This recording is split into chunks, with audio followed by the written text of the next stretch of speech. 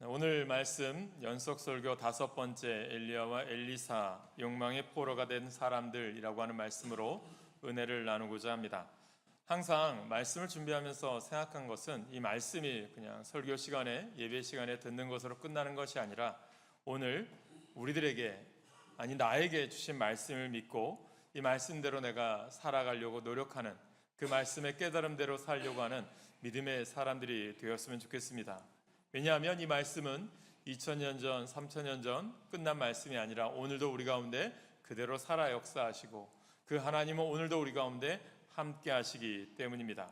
그래서 오늘 이 엘리야와 엘리사의 말씀 연속 설교를 통해서 이 말씀의 주인공이 나라면 나는 어떤 선택을 하고 어떤 결정을 할까 한번 생각해 보시면서 이 시대에도 수많은 선택과 결정들이 있습니다. 그때마다 지혜로운 결정, 지혜로운 순간순간의 판단들이 우리 가운데 있기를 간절히 소망합니다.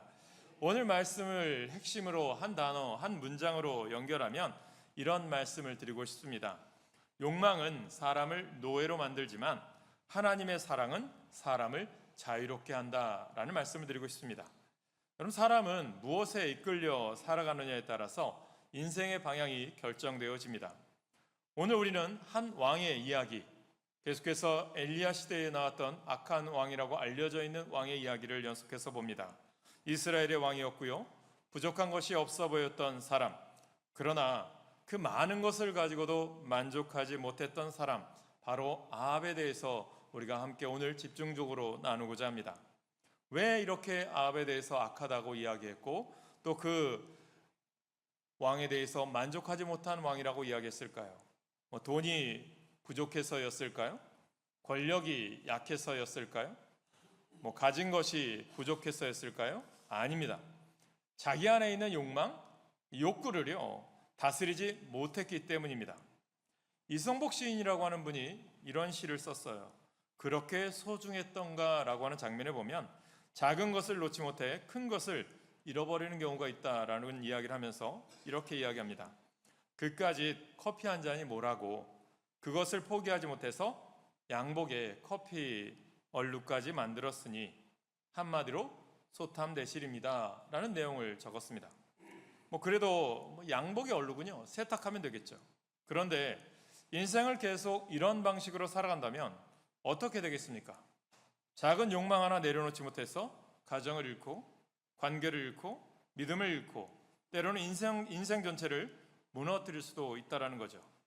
우리에게 보면 이 내용도 이성복 시인은 작은 교훈이라 저는 생각합니다. 그래서 역사라고 하는 것 또 이 성경에 대한 내용들 모두가 다 우리에게 많은 교훈이 되죠.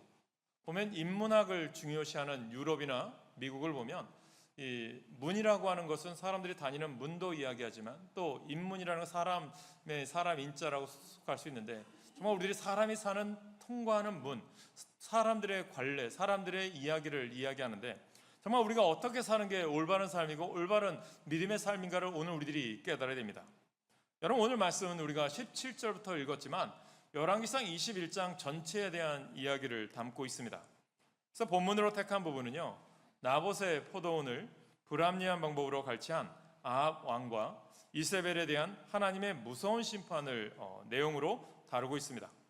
그러면 아합을 하나님의 심판대 앞에 서도록 만든 나봇의 포도원의 문제의 본질은 무엇이라고 생각하십니까? 이 나봇의 포도원이 주는 초점은 무엇일까요? 거기에 보면 권력과 남용이라고 하는 단어, 이 각도로 보면 우리가 더 쉽게 이해할 수 있을 것 같아요. 그럼 우리 인생의 문제는요, 욕망이 아니라 욕망대로 사는 것이 문제라고 생각합니다. 우리 모두에게는 욕구라는 게 있어요. 우리 모두가 다 욕망을 가지고 살아가는데 중요한 것은 어떻게 그 욕망을 실현시키는가에 대해 달려있겠죠. 여러분 누구나 다 인정받고 싶고 또 좋은 거 먹고 싶고 더 나은 삶을 살고 싶은 마음들이 다 있습니다. 그것 때문에 우리가 아는 것처럼 발전했고 또 발달했습니다. 우리가 기본적인 필요, 이런 니드에 대한 이런 필요한 것들 채우는 것은 문제가 되지 않아요. 문제는 필요가 탐욕, 그리드라고 하는데요, 이것으로 변할 때 문제가 생깁니다. 여러분 필요는 채워질 수 있지만 탐욕은요 채워지지가 않아요. 이것이 깨달아져야 돼요. 카일 아이들먼이라고 하는 이 신학자가 이런 이야기를 했습니다. 오늘 제자로 살기라고 하는 책에서 보면 사로잡거나 잡히거나 라는 내용을 이야기합니다. 이 선택하라는 것인데요, 욕망을 누르거나 거기에 끌려가거나 라는 뜻이겠죠. 여러분, 인생이 왜 무너진다고 생각합니까? 여러 가지 이유가 있겠지만 그중 하나가 바로 저는 욕망이라고 생각합니다. 욕망을 제어하지 못하고 그것에 끌려 나가기 시작한다면 어느 순간 내가 욕망을 소유하는 것이 아니라 욕망이 나를 소유하게 되고 그것에 끌려다니는 인생이 될 수 있다는 거죠. 오늘 본문은 바로 이 아합과 이세벨을 통해서 그런 사람들의 이야기를 우리에게 들려주면서 이 엘리야를 통해서 우리에게 교훈해 주는 거죠. 오늘 하나님께서는 아합 왕의 모습을 통해서 오늘 이 말씀이 우리 자신들에게 비춰보길 원하고, 오늘 우리들이 아합 왕의 삶을 살 것인가 아니면 나봇의 그 삶을 살 것인가를 우리에게 결단하는 내용이라고 저는 생각합니다. 그래서 오늘 말씀을 보면 첫 번째 깨닫는 것은 이 욕망이라고 하는 것이요, 사람을 노예로 만들어가는 것을 보게 됩니다. 아합은 이미 엄청난 것을 가진 왕이에요. 한나라 왕이죠. 왕궁도 있고요, 또 왕이 즐길 수 있는 별궁도 있고요, 권력도 있고요, 재산, 물질도 풍부합니다. 그런데 어느 날 왕궁 옆에 있는 나봇의 작은 포도원이 눈에 들어왔습니다. 그 포도원이 아합에게 꼭 필요한 것, 그 이상 그것도 아니었어요. 그저 왕궁 가까이에 있으니 저 내 창문, 내 문 앞으로 보이는 저곳에 정원 아니면 꽃밭 이것으로 만들고 싶었던 것 같습니다. 또 신학자들은 그곳이 왕의 대로 또 해안도로로 연결되어 있는 지금의 갈멜산 옆에 있는 이스라엘 평야 지역에 있어서 그곳을 차지하게 되면 요충이 되고 그것이 꼭 사통팔달의 지역이기 때문에 꼭 차지하면 좋을 땅으로, 또 다른 침입자들이 올 때 쳐다볼 수 있는 곳으로 알려져서 꼭 필요한 땅이다라고 이야기하는 분들도 있는데, 결론은 우리에게 주는 교훈은 뭐냐면 아합 왕의 욕심이라고 저는 생각합니다. 그런데 나봇에게 있어서 그 포도원은 단순한 부동산이 아니었다라는 것입니다. 이것을 오늘 우리들이 깨달으셔야 될 성경적인 말씀인데, 여러분, 조상에게서 물려받은 기업이었고요, 이 나봇의 가족의 삶의 터전이었으며, 무엇보다도 하나님께서 이 나봇의 가정에 주신 바로 선물이었다는 거예요. 여러분, 하나님께서 오늘 우리에게 주신 메시지가 있는데 보면, 여러분, 아합이 나봇에게 이 포도원을 팔라고 했을 때 나봇은 거절합니다. 왜 거절했을까요? 왕이 싫어서였을까요? 아닙니다. 이 포도원 땅값을 적게 줘서 그랬을까요? 그것도 아닙니다. 하나님의 말씀이 여기에 기초가 있는 거예요. 여러분, 엘리야를 통해서 오늘 이 열왕기상 21장을 통해서 중요한 것은 말씀을 붙드느냐 붙들지 않느냐의 삶을 우리에게 전해주고 있는 거예요. 뭐냐면 레위기 25장 23절에 보면 분명한 하나님의 말씀이 있어요. 여러분, 이스라엘 백성들이 모세의 뒤를 이어서 여호수아를 통해서 요단강을 건너고 여리고성을 무찌르고 난 다음에 전쟁에서 승리한 다음에 12지파가 땅을 분배받았어요. 그리고 그 땅을 분배받은 이스라엘 백성들에게 하나님께서 말씀해 주셨고 그 말씀대로 살아야만 했습니다. 그래서 레위기에 보면 광야에서 그들에게 너희들 가나안 땅에 가면 이렇게 살아가야 돼라고 하는 규정을 주셨는데, 율법이죠. 여러분, 같이 한번 읽겠습니다. 레위기 25장 23절입니다. 시작. 토지를 영구히 팔지 말 것은 토지는 다 내 것이니라. 너희는 거류민이요 동거하는 자로서 나와 함께 있느니라. 아멘. 뭐냐 하면 이스라엘 백성들에게 있어서 땅은요 단순한 재산이 아니었어요. 하나님께서 각 지파와 가문에게 맡기신 기업이었다는 거예요. 뭐냐 하면, 여러분, 우리가 생각했을 때 어떤 지파는 좋은 땅, 어떤 지파는 좀 척박한 땅, 어떤 지파는 물이 많은 땅, 어떤 지파는 물이 좀 부족한 땅도 있는데, 그러다 보면 저 땅이 좋아 보이면 서로 다툴 거 아닙니까? 그러니까 하나님께서 제비 뽑아서 또 나눠 주셨고 그것을 너희들 개척할 수 있도록 주신 것이니 그 땅에 만족하며 믿음대로 살아라 라고 하는 뜻이 있어요. 그래서 탐내지 말라는 거예요. 아무리 좋은 땅이라도 너가 욕심 있어서 그걸 뺏지 말라는 거예요. 하나님의 뜻이 있는 거죠. 그러는 나봇의 고백은 저는 이런 생각을 해보아요. 어떤 고백일까요? 왕이시여, 이 땅은요 돈의 문제가 아닙니다. 하나님의 말씀의 문제입니다 라는 거죠. 나봇은요 쉽게 얘기하면 포도원을 비싼 값에 팔고요 큰 돈을 받아서 평안하게 살 수도 있을 거예요. 우리가 쉽게 생각하면 그게 뭔 뭐 얼마나 되는 땅이라고. 그러나 그는 편안함보다 무엇을 선택한 거예요? 하나님의 말씀이 우선순위였다는 거예요. 오늘 우리가 깨달으셔야 돼요. 아합과 나봇의 차이가 거기서 드러나는 거예요. 아합이라고 해서 말씀을 몰랐을까요? 알았죠. 알았으면서도 욕심을 부립니다. 나봇이요, 아합 왕의 제안을 거절하면 어떤 일이 생길지도 몰랐다고 생각하십니까? 분명히 어떤 일이 있을 것인지 알았을 거예요. 왕과 왕비가 어떤 사람인지 이미 나봇 소문으로 다 듣고 있었기 때문이겠죠. 그럼에도 나봇은요, 하나님의 말씀을 버릴 수가 없었어요. 결국 나봇은요, 자신의 생명까지 잃게 됩니다. 열왕기하 9장 26절에 보면 나봇뿐만 아니라 그의 아들들의 피까지 언급됩니다. 나봇의 가문은 엄청난 희생을 치렀어요. 그럼 이것을 보면 야, 나봇 어리석은 거 아니야? 바보 아니야? 이렇게 생각할 수 있겠죠. 그러나 사랑하는 성도 여러분, 우리가 붙들어야 될 것이 있어요. 뭐냐면 하나님께 순종하는 삶의 가치는요, 이 땅에서 얻는 결과만으로 평가될 수가 없다는 거예요. 이것을 깨닫게 되길 간절히 축복합니다. 예전에 제가 감명 깊게 보았던 영화 중에 하나가 미션이라는 영화가 있어요. 저 남미에 복음을 전했던 선교사들의 이야기예요. 그때 그곳에 땅을 차지하려고 스페인 군대, 포르투갈 군대가 서로 싸워요. 한 지역이 선교사가 들어가 있는 복음화된 원주민들과 함께 생활했던 곳이에요. 그 땅을 차지하려고 교황에게 그 땅을 달라고 이야기합니다. 근데 그 선교사들이 복음화 시켰기 때문에 그것을 강제로 빼앗는 것도 어떻게 보면 욕심이겠죠. 그때 이런 이야기합니다. 추기경이라고 하는 사람 같아요. 보고서를 쓰는데 그것을 순교한 선교사들 이야기를 쓰면서 그들은 영원히 살았고 나는 이미 죽었습니다라는 이야기를 해요. 의미가 뭘까요? 사람들은 나봇을 실패한 사람이라고 말했을지 몰라요. 어리석다라고 얘기했을 줄 몰라요. 포도원 하나 때문에 목숨까지 잃고 가족의 어려움까지 당했느냐? 그러나 하나님 앞에서는 달랐습니다. 나봇의 삶은 우리에게 질문합니다. 나는 무엇을 가장 귀하게 여기며 살아가고 있느냐? 돈입니까? 평안함입니까? 사람들의 인정받기 원합니까? 아니면 하나님의 말씀입니까? 나봇은 분명히 하나님께서 기억하시고 그 가정에 하나님의 영광이 임합니다. 오늘 우리들의 인생이 하나님이 기뻐하는 인생 되시길 간절히 축복합니다. 세상의 것 많이 누리고 가진 것 많을지라도 믿음이 없으면 구원이 없으면 무슨 소용입니까? 어리석은 부자 이야기, 어리석은 부자 청년의 이야기 다 하나님 예수님께서 주신 우리의 교훈 아닙니까? 나봇이 거절하자 아합은 어떻게 합니까?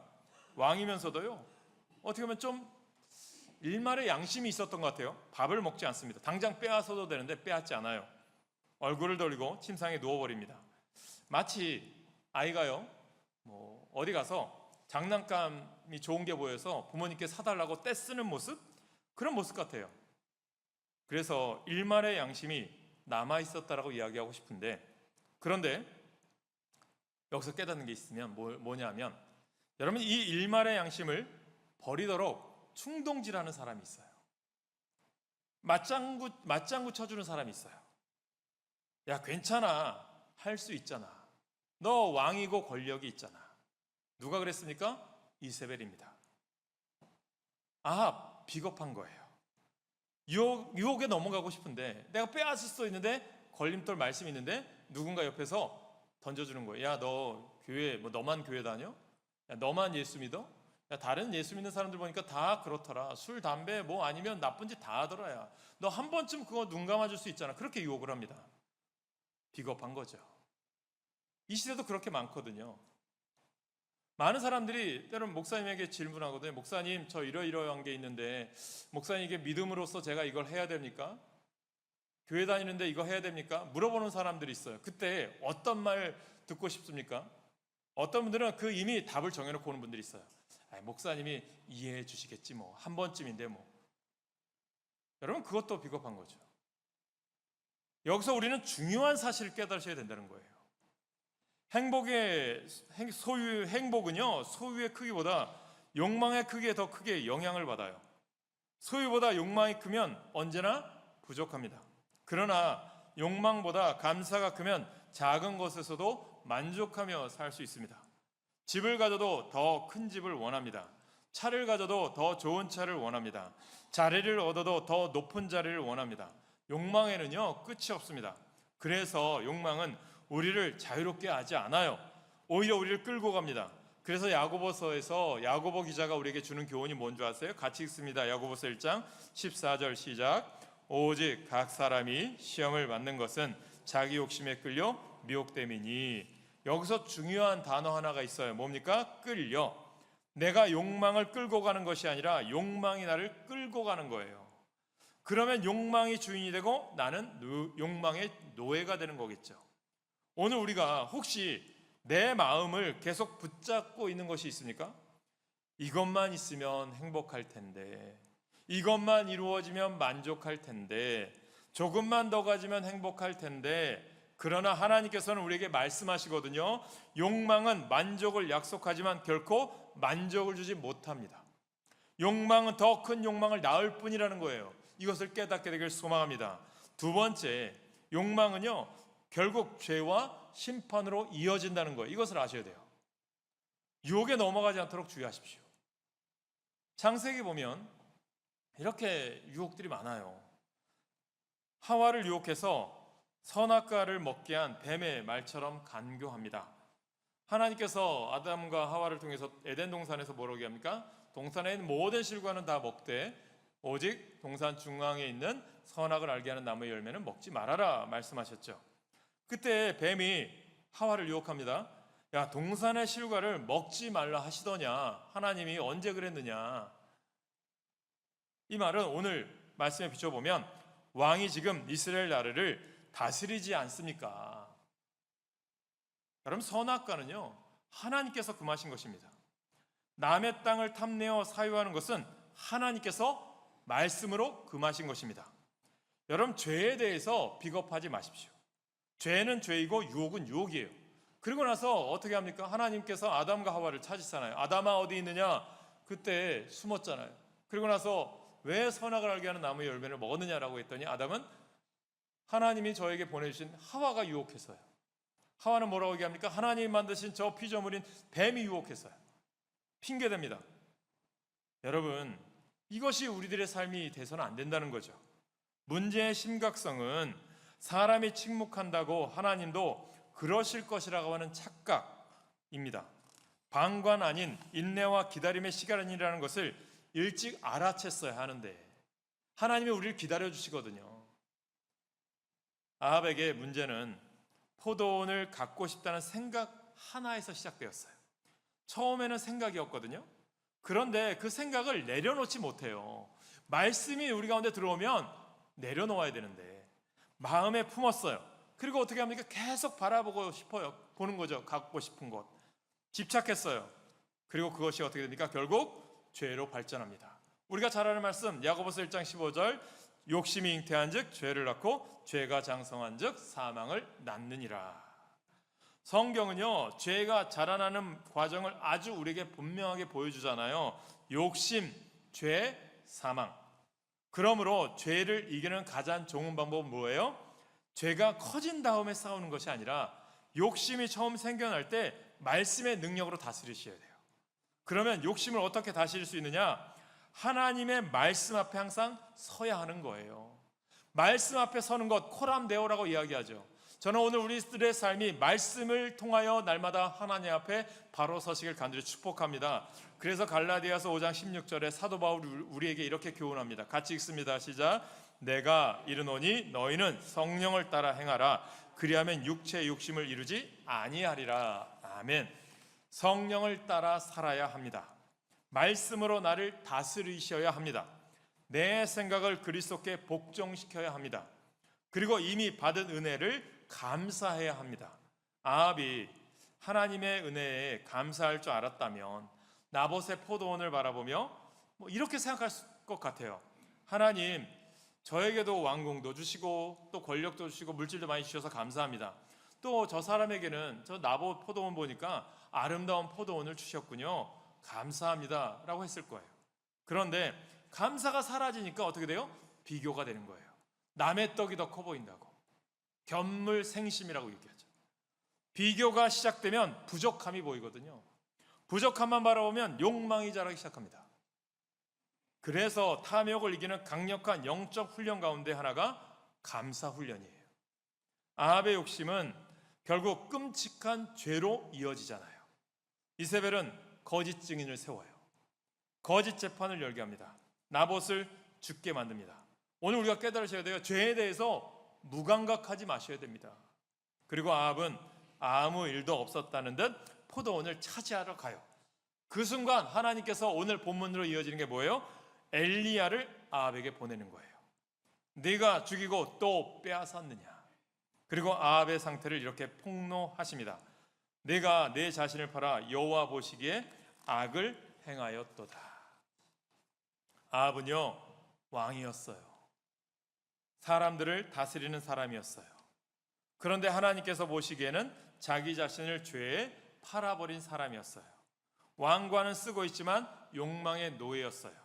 죄는 언제나 우리에게 이렇게 속삭이거든요. 야, 이번 한 번만, 조금만 더, 아무도 모를 거야, 다른 사람도 다 그렇게 살아, 이런 말들을 해요. 그러나 욕망이 거기서 끝날까요? 끝나지 않아요. 계속해서 연결되어집니다. 중독으로 이어지잖아요. 도박은 어떻습니까? 마약은 어떻습니까? 남경필 경기도지사가 자신의 아들을, 마약 중독에 있는 아들을 해방시키기 위해서 어떻게 합니까? 저 멀리 성지순례가 있었대요. 목사님들과. 근데 전화가 급하게 왔어요. 아들이 마약 중독이 되었다고. 그래서 급하게 성지순례하다 포기하고 한국으로 돌아왔습니다. 그러면서 신고를 했어요. 아들을. 왜 했을까요? 아들을 고치려고. 그리고 도지사직을 내려놓습니다. 아들 하나를 위해서. 지금은 많은 사람들의 마약 중독에 대해서 철저하게 잘못된 것임을 깨닫게 하기 위해서 간증도 하고요. 그런 단체를 만들어서 마약에 대해서, 정말 위험한 것에 대해서 지금은 이야기하고 있어요. 아들과 함께. 욕망은요, 죄를 낳아요. 죄는 결국 사망으로 향합니다. 그러므로 우리는 우리 자신들에게 물어보셔야 돼요. 지금 양심보다 욕심이 앞서고 있지는 않은가? 말씀보다 계산이 앞서고 있지는 않은가? 하나님의 뜻보다 내 이익을 먼저 생각하고 있지는 않는가? 이것을 항상 깨달으셔야 돼요. 우리들의 삶이 이중적이 되어서는 안 돼요. 교회 안에서의 삶과 교회 밖에서의 삶이 달라서는 안 됩니다. 그래서 여기에서 놓쳐서는 안 될 중요한 복음이 하나 있어요. 정말 보면 하나님이 심판하셔야 되는데 말씀을 들려주시죠. 본문 27절에 보면 심판의 말씀을 들은 아합이 옷을 찢고 굵은 배를 입고 금식하며 겸비합니다. 그러자 하나님께서 엘리야에게 말씀하죠. 아합이 내 앞에서 겸비함을 네가 보느냐. 놀랍지 않습니까? 그토록 악했던 아합 왕에게 하나님께서 회개의 기회를 주셔요. 이것이 하나님의 마음이에요. 우리 인간들 생각엔 어떻게 저 사람을 그렇게 할 수 있겠죠. 근데 하나님께서 죄를 지적하시는 목적은 뭐냐면 우리를 무너뜨리는 데 있지 않고요, 우리를 돌이키시는 데 있어요.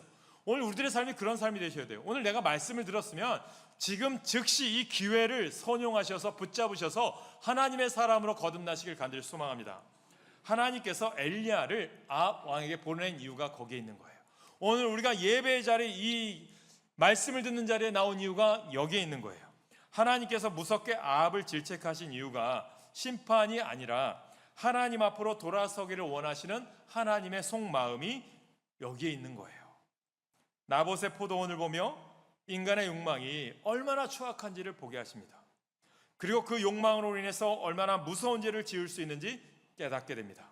그럼에도 불구하고 우리를 포기하지 않으시는 하나님의 마음을 보는 것이 우리들에게는 큰 은혜가 되지 않겠습니까? 오늘도 우리를 붙드시는 하나님, 우리를 택하신 하나님을 기뻐하십시오. 욕망의 끝에는 뭐가 있어요? 심판밖에 없어요. 그러나 회개하는 사람에게는 다시 돌아갈 길이 있습니다. 그러므로 오늘 말씀을 들으며 내 안에 욕망을 발견했다면 절망할 필요가 없어요. 돌아오면 회개합니다. 돌아오면 회개할 수 있어요. 십자가 앞으로 나오면 회개할 수 있습니다. 심판을 선언하는 하나님은 동시에 회개의 문을 열어주시는 하나님이십니다.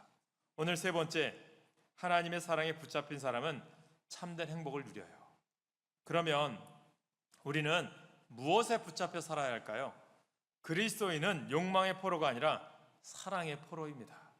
바울은 고린도후서 5장 14절에 말씀합니다. 같이 읽습니다. 시작. 그리스도의 사랑이 우리를 강권하시는도다. 우리가 생각하건대 한 사람이 모든 사람을 대신하여 죽었은즉 모든 사람이 죽은 것이라. 아멘. 강권한다는 말은요, 붙잡아서 움직이게 한다는 뜻이에요. 바울이 움직인 힘이 어디서 나왔을까요? 돈이었나요? 명예였나요? 성공이었나요? 아니에요. 예수 그리스도의 사랑입니다. 그래서 그는 감옥에도 갔어요. 매도 맞았어요. 수많은 고난을 겪었어요. 그런데도 바울은 기쁨을 잊지 않았어요. 왜 그랬습니까? 욕망이 아니라 사랑이 그를 움직였기 때문이에요.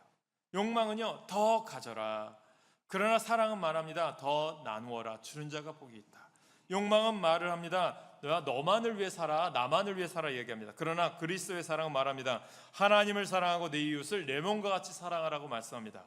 욕망은 나를 나 자신에게 묶어놓습니다. 그러나 사랑은 나를 하나님과 이웃을 향하여 자유롭게 보냅니다.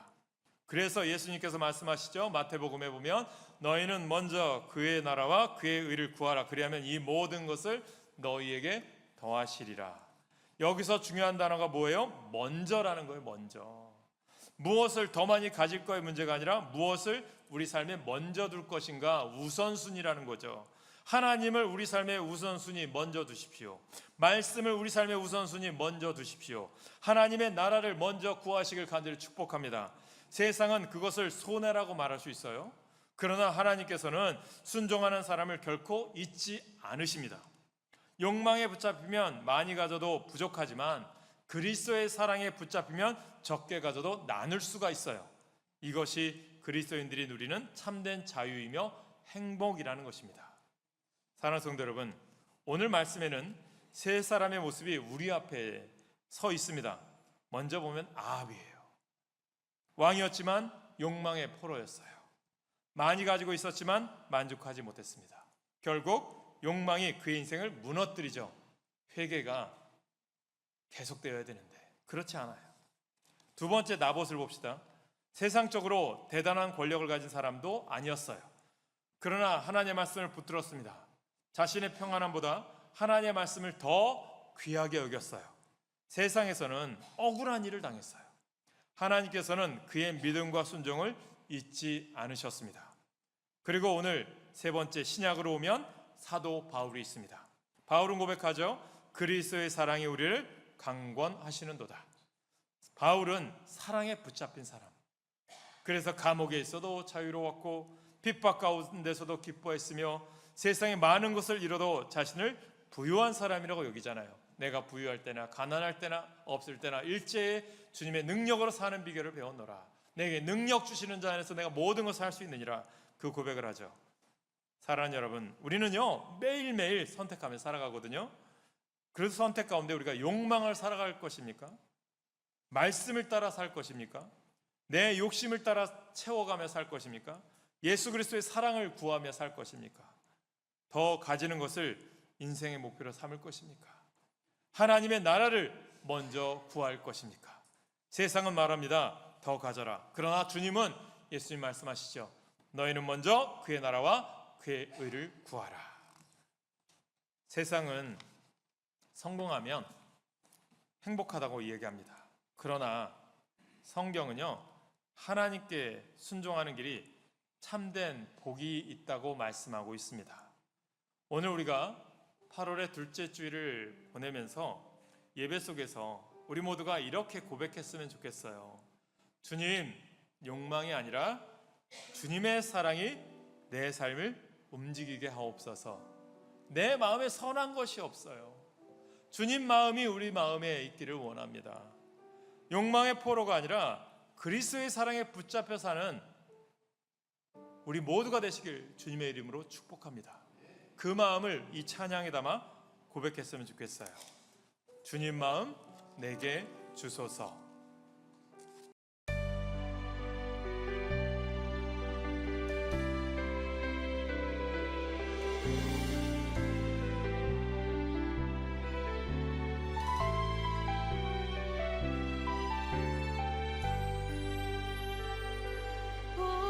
주옵소서. 주님, 나의 마음을 선한 것 하나 없습니다. 그러나 내 모든 것 주께 드립니다. 사랑으로 안으시고 날 새롭게 하소서. 주님 마음 내게 주소서. 내 아버지, 주님 마음